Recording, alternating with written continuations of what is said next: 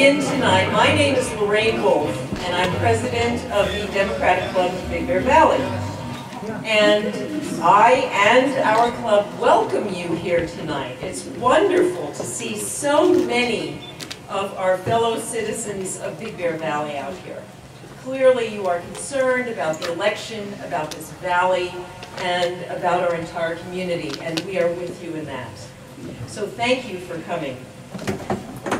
And we would also, of course, we also want to thank these three gentlemen who are willing to serve our community, whom we appreciate for making the effort.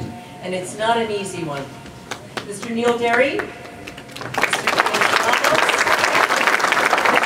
David, thank you so much, and thank you for coming up here. We know it's a trek. I missed that joke.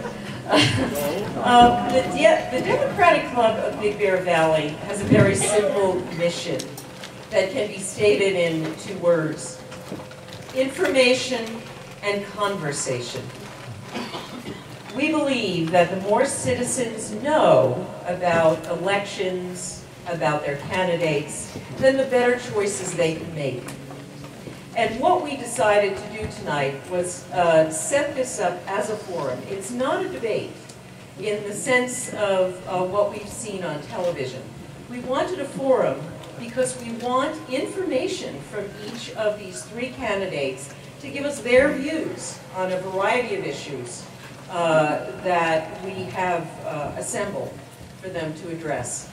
We also had an opportunity to interview some of the citizens of the Valley to get a sense of what people were concerned about.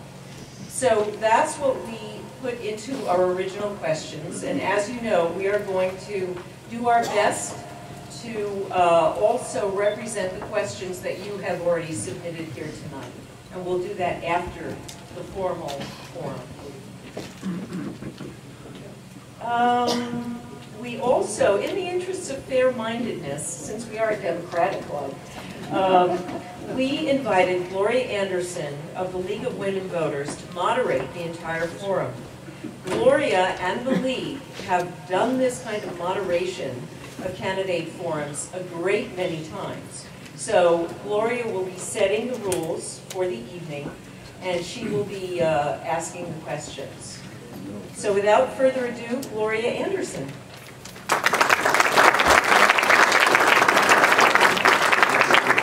Thank you, Lorraine. This looks like a group from Crestline, where I'm from. And of course, you know that Crestline has never been in 3rd District, and so I don't have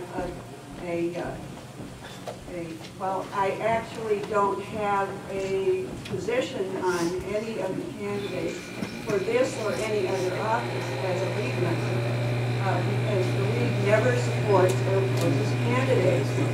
And so what we try to do is give voters the information that they need in order to go to the polls informed. Now, I'm not going to go through a lot of rules like you get in school. I'm just going to ask you for common courtesy so that people can hear what the candidates are saying. This is, as Lorraine pointed out, not a debate. It also is not a rally. So we're going to ask that you reserve your applause until the end, and then you can give a rousing cheer to the candidates for appearing here. And you can also give yourself a big hand for being here. The way we will operate is to have opening remarks from each candidate of 3 minutes each. Then we will have the question period, which will consist of 10 questions that express the concerns that the Democratic Club found from going around the community and talking to all of you, or many of you. And then there will be closing remarks of 3 minutes each, and we reverse the order of speaking. Now you will see that the order of speaking goes from left to right. Mr. Derry drew 1, Mr. Ramos drew 2, and Mr. Bagley, of course, got 3.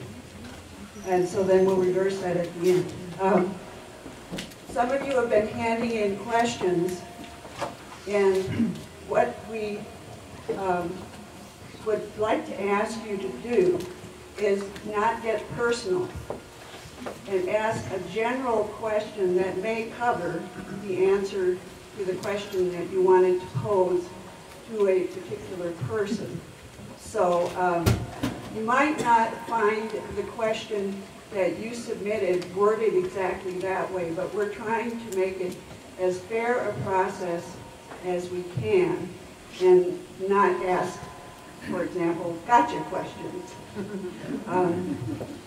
Maybe the candidates would like to explain answers to the questions that didn't get asked if they are willing to stay and talk to you. But we want to keep this on a friendly basis, shall we say.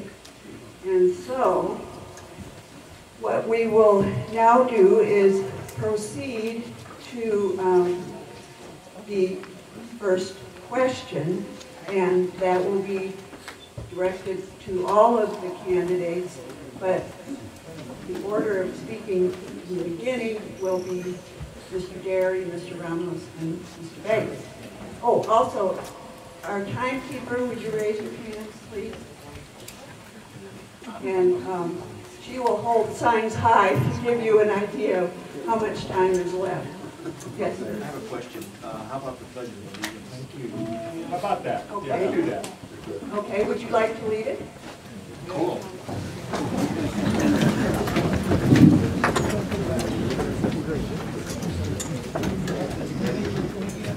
I pledge allegiance to the flag of the United States of America and to the republic for which it stands, one nation, under God, indivisible, with liberty and justice for all.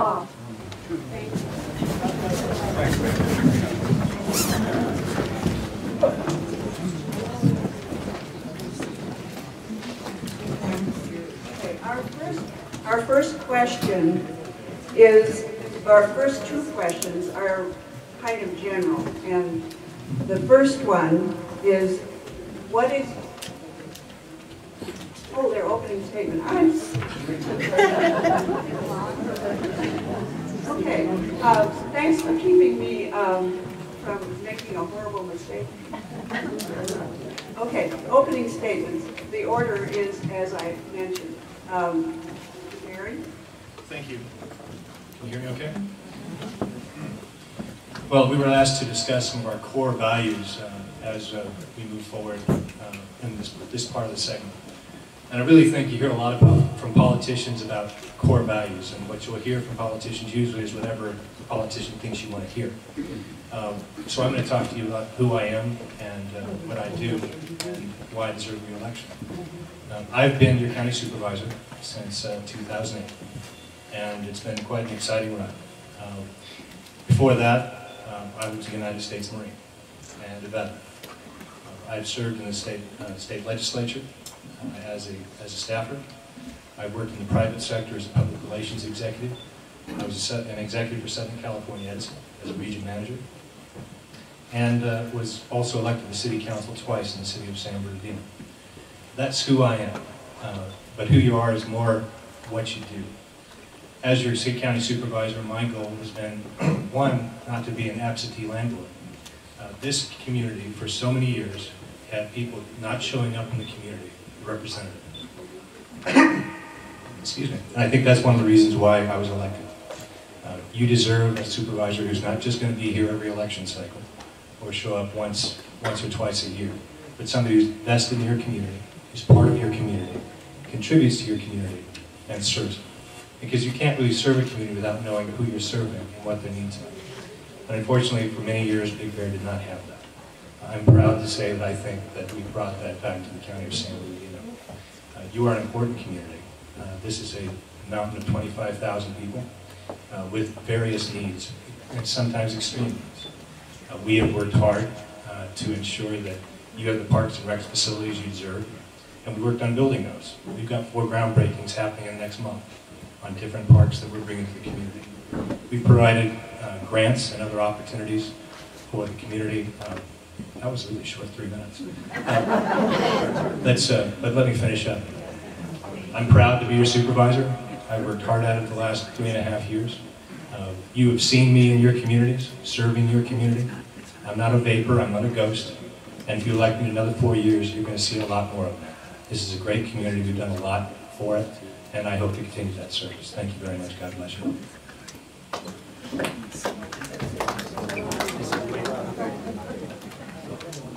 You ready? Question? No question. I have a question here for a moment. I think it's important. I think it's important. I'm sorry, we're not taking questions Well, from it's the just audience. You held up the one clarification to explain what these cards Right, mean. no, Okay, the cards are just for timing. I know, but what do each card I know. mean? I can finish it. It says 1 minute. Okay, all right. We don't see that back. Okay. Time. Sorry about that, sorry if that wasn't clear. Okay, thank you. Okay, so when do we start? Do you have a card that says start? Okay. Well, first of all, I'd like to thank Dr. Lorraine Wolf and the Democratic Club for hosting this forum to educate voters on the candidates in different positions and getting really a chance to meet who we are. For those who don't know, my name is James Ramos. I grew up on the San Manuel Indian Reservation when it was probably the most poverty-stricken area in San Bernardino County. And for me, it was education that allowed me to move forward and really gave me that second chance at life. I re-engaged in education and attained my associate's degree from the Community College District, and then my bachelor's in science, business administration with a concentration in accounting. And then my master's in business administration from the University of Redlands, becoming the first in my family to have a 4-year degree in paving that way. Also, I've had a residence here in the mountaintop for over 15 years. So I've frequented the area. I know a lot about the cultural sites and the history of what makes this valley what it is today. But also, I'm a firm believer that there are a few things in life that once you attain them, no one can take them from you. Education is one of those. Once you learn it, no one can take that from you. And also your culture, whatever culture you're from, learn it because that makes who you are. And faith. Those 3 things makes you who you are, so you're able to go out in life and tackle things that life's going to throw your way. Those three things are important for anybody to move forward. But just like many of you, the reason why I'm running for County Board of Supervisors, we see a lot of the negative things that have been going on in our county. But I think, we could sit back and talk about things need to change. And 10 years from now, people will say, well, I said somebody should step forward and change those things around. But we have to make sure that people have an option in June to make sure that we get this county back on track. We have to make sure that we're moving things forward. And that starts with building a stable environment at the electorate level, making sure that leaders are elected to work together as a team for the betterment of the county. We have to be able to do that. Once you start to build that stable environment, I believe jobs and public safety and business growth will be able to move forward and to create that positive image of San Bernardino County that it once was. I believe business owners and the constituents of the county are tired of the image that San Bernardino County has. San Bernardino can be better. And we need to move forward as a team to make sure San Bernardino County does move forward in building economic success in the 3rd District. Thank you. Thank you. And Mr. Bagley, please start. Thank you, ladies and gentlemen, for coming out. My name is Jim Bagley, and I'm a candidate for the County Board of Supervisors. I want to thank the Democratic Club for sponsoring this event tonight. I think you're participating in a very vital part of the democratic process. If you want to know who we are as candidates, the best way to do that is to invite us to a forum. You can hire high-priced consultants, which are very common in campaigns these days, and they package us, and that's not necessarily who we are. So I appreciate you coming out tonight to hear from us, because it's really important that you know who we are by what we say and what we represent. I want to tell you a little bit about my civic experience and why I'm interested in running for Board of Supervisors. I'm a third-generation resident of San Bernardino County. My grandparents came to San Bernardino County in the 1920s and homesteaded. I've been active in civic affairs locally and regionally for about 25 years now. I started my career in civic affairs as a local president of the Chamber of Commerce. From there, I went on to the local water board, which is a special district. There are many special districts throughout the county of San Bernardino, and that special district experience is part of the valuable experience that I bring to the County Board of Supervisors. Right now, I'm currently the chair of the county's Airport Commission for San Bernardino. The Airport Commission runs the airports of Chino, Apple Valley, Barstow, Needles, 29 Palms, and Baker, public facilities. I also am on the Local Agency Formation Commission. I serve as the public member. Can you hear me okay? It's getting a little feedback. On the Local Agency Formation Commission, I was formerly a city member for many years, and I'm a former chair. Part of my background also, in the 1980s, I was a planning commissioner for the County of San Bernardino. The Planning Commission was very instrumental in the 1980s. It had jurisdiction over community plans and general plans for unincorporated communities and communities which have since incorporated. I live in the city of 29 Palms, and 29 Palms, Yucca Valley, Hesperia, Apple Valley, these are all communities that have incorporated since then. I'm getting to 1 minute, so I'm going to have to speed up a little bit. I've also served on the League of Cities Board of Directors on the Desert Mountain Division, which represents the Big Bear Valley area. That Desert Mountain Division goes all the way up to Mammoth Lakes, out to Needles, and all the way out to Lancaster. The role of theirs is to represent the interests of our community, so I have a background going back many years for that. I was also a board member of Southern California Association of Governments, and I'm past president of SANDAG, which is very important, which is the county's transportation division. I chaired the Desert Mountain. I'm getting the 32nd, but I want you to know I have a UCLA degree. I'm a Bachelor of Political Science. My core values is really accountability is why you elect us. You should believe in what we do. The county has a sordid history of indicted officials. We can do much better. I don't believe in enacting any policy that I'm not subject to. One of the most egregious examples I know of that is the Brown Act. Local governments are all subject to the open meeting law. I think that's very important. The state legislature, the federal government exempts themselves from conducting their business in open.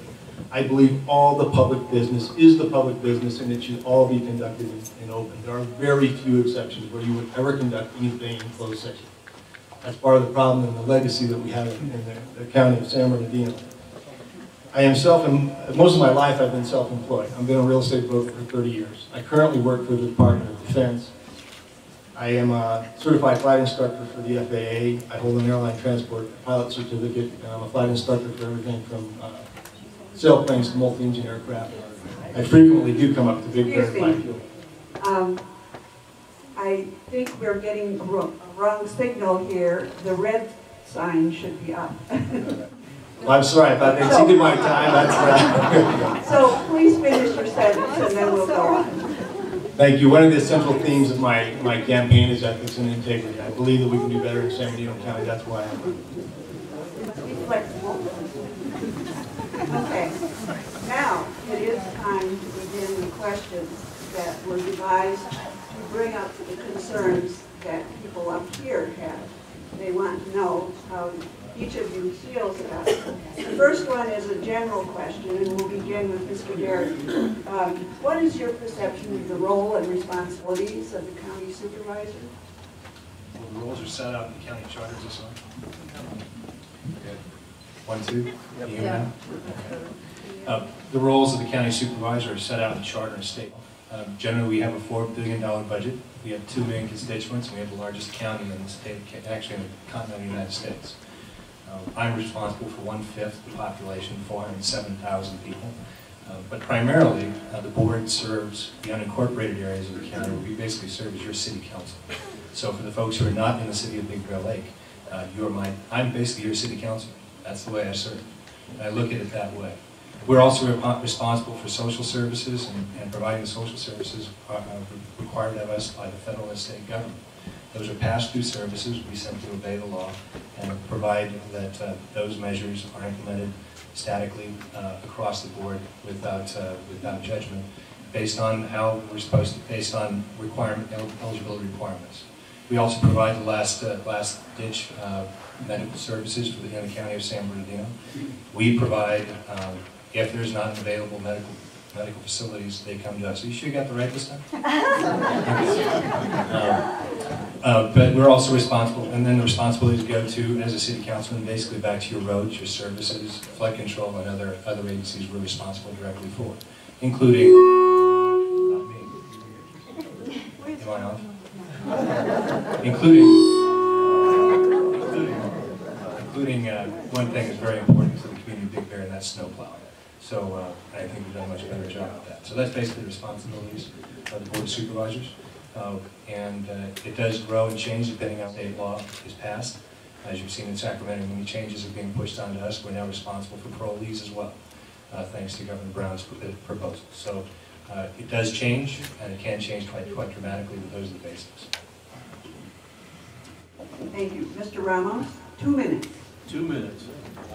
Well, obviously, the role of a county supervisor is really the administrative arm within the county for federal and state programs that come through the budget. It's a $4 billion budget. But out of that budget, there's about $457 million of discretionary income, true discretionary income, that supervisors could actually use to actually start to work with cities. Now, the role of a supervisor is not to come in with a vision and for a city itself and say, this is our vision for what's going on in Big Bear City or Big Bear Lake or Fawnskin. It really is to really absorb the vision that the community has for itself and work together to make sure that vision that the community has, it becomes reality. And that means getting involved in identifying grants for infrastructural road improvements, use discretionary income to make sure that that vision is something that can be reality. And ultimately, it comes back to driving the economy and driving businesses, making sure that commerce can get to the mountaintop and back down, and that businesses can succeed and move forward. Because without that sales tax and without that property tax, we're not going to be able to see that discretionary income, which the discretionary income, the majority of that is made up from property taxes and from sales taxes. So the supervisor really is a tool for the cities to use in order to get to the vision that a local community has for itself. Is that it? Yeah. Thank you. Mr. Bagley.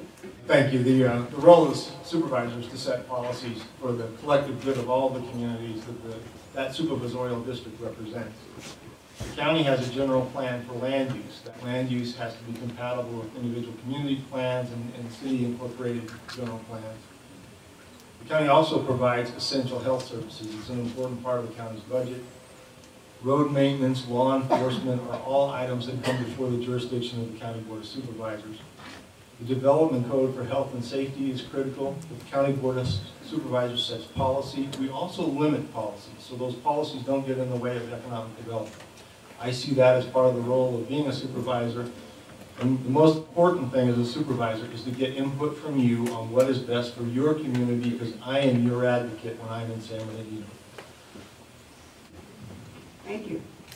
Moving to the next question, those of us who live in the hinterlands, that is the mountains and the desert, the more remote areas of San Bernardino County, wonder how it is possible for the supervisor in such a district that covers a large part of the desert as well as Big Bear Valley,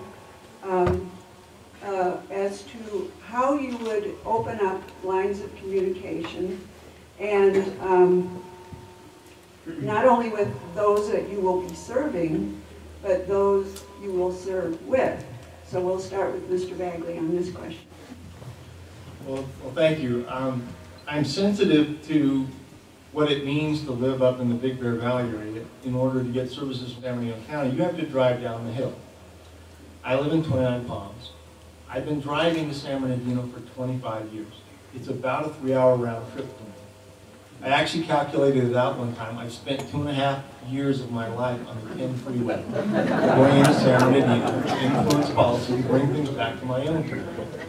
And I mention that to you because as a supervisor, I love coming up here. And it's absolutely critical that if I'm going to represent you, that I spend time in your community and I get feedback from you. It is a large district. It is a very diverse district. You have the desert communities of Barstow, 29 Palms, Yucca Valley. You have the mountain communities up here and the urban communities down the hill, such as Highland, Ukiah, and Redlands. Every community has unique needs and services that they require. The mountains, you have snow removal issue and firefighting issues that don't affect the desert area. And as your representative, I would expect to be here and be in your community, and I need feedback from you on things that are critical for your community in my role as advocating your needs and fighting for our fair share in San Bernardino County. That's one of the roles of the County Board of Supervisors. You need to also get along with the Board of Supervisors, your other members, to make that work. I have 25 years of experience in coalescing policies that work for my community, and I want to do the same for yours. Thank you. Mr. Ross. Yeah, how do you be able to cover such a large, because being engaged in the community, certainly being engaged, being here, listening to what the local community has to say, being engaged with the local groups and things that take place. It's not that all of a sudden you get elected and you get this brain transplant that you know everything there is about every district. The way to figure that out is to get engaged in the community, understand the issues that are facing the communities, because each community is unique in what it needs. What's needed here in the Big Bear Valley area is different than what's needed down the San Bernardino Valley area. So you have to be able to understand the uniqueness that each community has, and the only way to learn that is by getting engaged and understanding what the community is discussing, what the top issues are there. And also being able to work with those that you actually serve with on the Board of Supervisors. I have a working relationship with some of the board members now currently, and I think we'd be able to work together as a team. Again, it's a team that's going to start to make San Bernardino County move forward that will drive economics, that will drive the different things, especially here in the Big Bear area as far as tourism, making sure that those dollars that come in for the tourism trade isn't just highlighted during winter times. That spring and summer also are areas to be marketed so we get tourism up here and dollars are being spent. You have to be able to work together as a team in order to move the county forward and for Big Bear to really move forward in the areas that it wants to go. Thank you. Mr. Derrick. Certainly. Well, it's pretty simple, actually. To serve the communities you are elected to represent. Can you hear me? Okay. You have to be there, ladies and gentlemen. That's what it comes down to. And that's what I've learned as a field representative in the state legislature 15 years ago. You have to be there. You have to meet the constituents. You have to talk with them. You have to hear their concerns. Not by sitting down in San Bernardino and picking up the phone, but by getting in your car and driving up here. My constituents have logged over 250 trips and visits that I've made to the mountain communities in a little over 3 years. That's because I need to learn about your issues and need to learn about you. I need to meet you and hear what your concerns are, because otherwise I can't fix it. So I think that's the most important part about learning the district and the people that you serve.